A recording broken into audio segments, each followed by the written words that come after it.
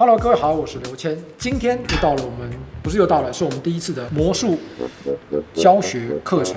我要取个好听的名字，魔术学院。好的，欢迎来到刘谦的魔术学院时间。今天呢，我们深入浅出，我们先讲解一个在魔术界里面最基本，但是最重要、最专业，但是最神秘的一个技术，听起来很厉害，叫做 misdirection。misdirection。俗称障眼法，但在我们业界呢，我们称之为错误引导、错引。Misdirection 是什么东西呢？基本上就是魔术师转移人注意力的一种技巧。Misdirection 分成很多种，比如说呢，让你以为事情是这样，但其实事情是那样，这个叫心理上的 misdirection。还有一种是让你看这边不看那边，让你看那边不看这边，这叫视觉上的 misdirection。还有呢，让你以为事情发生在这个时候，其实发生在那个时候，这叫时间 misdirection。像这种技术呢，常常用在侦探小说、悬疑剧、破案片上面，广告行销人员、各种企业的行销人员有时候也会用到这种概念。那最重要的还有一种特殊行业叫做扒手。当然，这种学问呢，钻研的最透彻、最深入的就是魔术师。好的，话说了那么多，光说不练假功夫。接下来呢，要各位示范呢一个小魔术，来示范给各位看4种视觉上的错误引导。这个魔术是这个样子的，这个硬币呢放在这个坚硬的桌面上面，然后用玻璃杯把它盖着。一会儿呢，这个硬币呢会穿过这个桌面，从桌子的下面跑出来。接下来就是见证奇迹的时刻。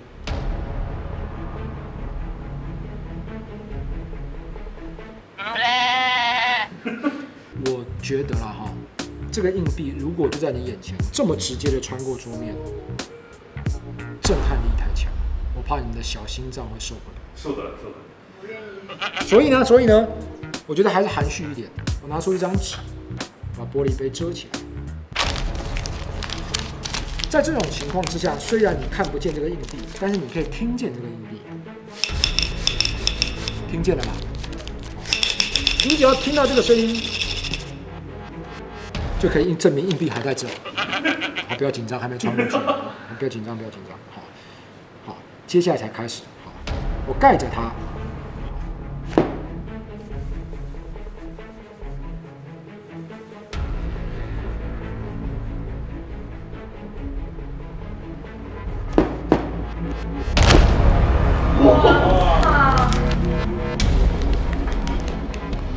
对不起，这个魔术我还是没学好，硬币没穿过去，杯子穿过去了。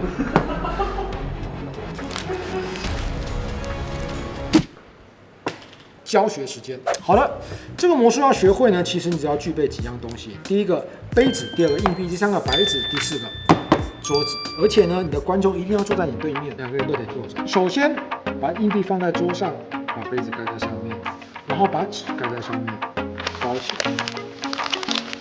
由于纸张的特性，把你这样很用力的、很结实牢固的把杯子包起来，这个纸就会维持这个杯子的形状。然后呢，当我们把硬币展示出来的时候，我们要偷偷的把这个杯子吊在我们的头上，但是呢，它还是看起来像是有个杯子在里面的样子，对不对？魔术的关键呢，就在于信任感。你自己得相信这里面有个杯子，你相信的观众就会相信，所以呢，可以把它拍下去，杯子就这样。为什么杯子掉到桌子下面去的时候你没有注意到呢？有4个原因。第一个叫做，如果你不要让观众看这样东西，你要有另外一样东西让观众看。也就是说，如果今天没有这个硬币，我把这个拿过来丢下去，你是一定会注意到。这就是为什么呢？好好的一个玻璃杯穿过桌子的魔术，我还要非拿个硬币出来，因为这个硬币就是错误引导的工具。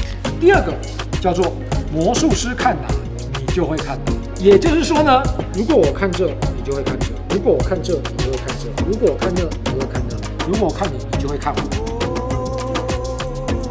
一定。所以呢，当你把杯子撂到腿上的那一刻，你的眼睛看的一定是这里，你不能看这里。第3个原则，一前一后的手，观众一定看前面那只手。如果我这样，那你看的就是这只手；如果我这样，你看就是那只手；我这样，你看就是那只手；我这样，你看就是这只手。最后一个非常重要的，我忘了，不用怕，我查一下。我有记下来。这个我会剪进去。哦，好，有了。最后一个观点叫做大动作掩饰小动作。你们看到这个对不对？你们一定没有注意到，我跟这边动了一下。神经病！大动作呢就是这个动作，小动作呢就是这个动作。按照大动作可以掩饰小动作的原理呢，哎呀，硬币还在。这一连串的动作可以掩饰这点小小的动静。好的，让我总结一次：如果你不想让你的观众看见杯子掉到你的台上，第一，你要有其他东西让观众看；第二，一手前一手后；第三，大动作掩饰小动作；第四，魔术师看哪，观众就看哪。这4个条件结合在一起呢，以至于让你看不见这个杯子破碎。岁岁平安，杯子的破碎，小小的这个啊，我需要吗？奇怪了，魔术师这个很面对现实的。好了，谢谢。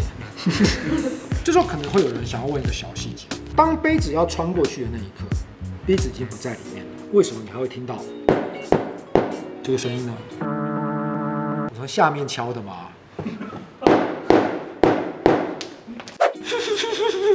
所以呢，我现在从头到尾解释一遍。好，杯子干在硬币上，纸包在杯子上，还在里面，然后看一眼硬币还在。好，然后手伸到下面去，杯子还在这里面。